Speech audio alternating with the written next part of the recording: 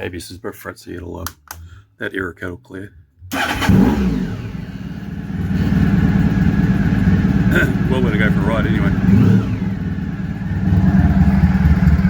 So at idle at 12.7, 12.8.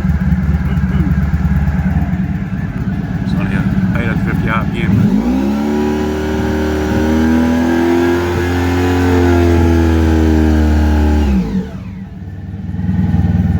14.2, which, you know, is within the acceptable range for this model.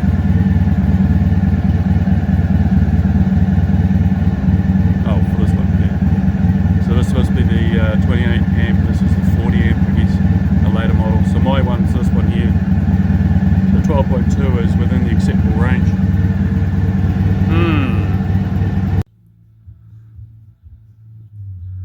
So it's at 13.3.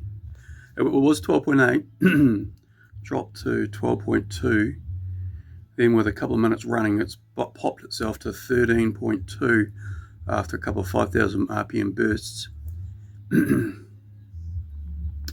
which says to me the charging system's working, despite this obviously burnt wire.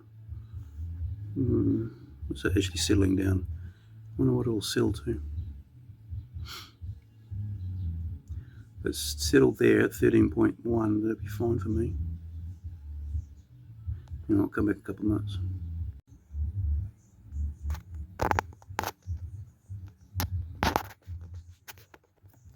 Wow, that is meaty burn.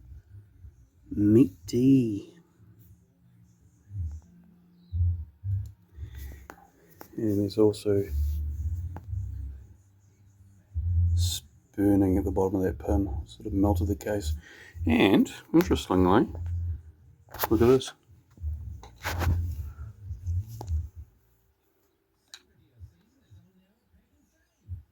There's a crack in it. Well, that's probably more likely a thermal damage. So there's 4 diodes basically in a ring. I bet you one of them has popped.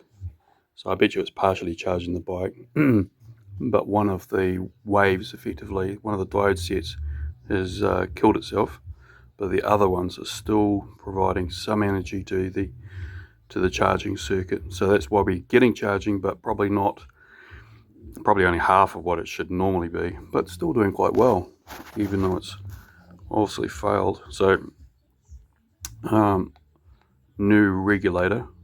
I guess we know the alternator's working because it's putting out juice. We know the rectifier is broken, or partially broken, and it needs to be replaced, and also this terminal needs to be replaced as well. So partially discharging, I would say. Maybe because I was using the headlights and low RPM coming out of Whanganui, it decided to give up the ghost at that point. The other things we've noticed is that the nut behind this was shredded, so this positive probably didn't have really great contact.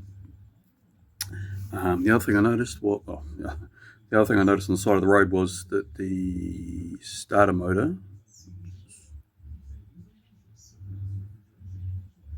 this 10 amp here would popped, and I think that's because I held the starter on when it couldn't rotate, so it was drawing a lot of amps trying to kick the motor over even though it wasn't turning, and that shorted that out. So I think we've got 3 problems. One is a rectifier is shot. Cabling shot. Probably the cabling got overheated, and it caused the rectifier to work too hard, blew half the circuit out of that. The battery terminal was slightly loose, and we terminaled the starter motor's accessory starter. We blew a starter circuit anyway. It's not the primary one because that one's down here. Anyway. I think a new rectifier, correct the cabling, good terminals on the battery, and maybe even a heatsink. Maybe there's a heatsink behind this.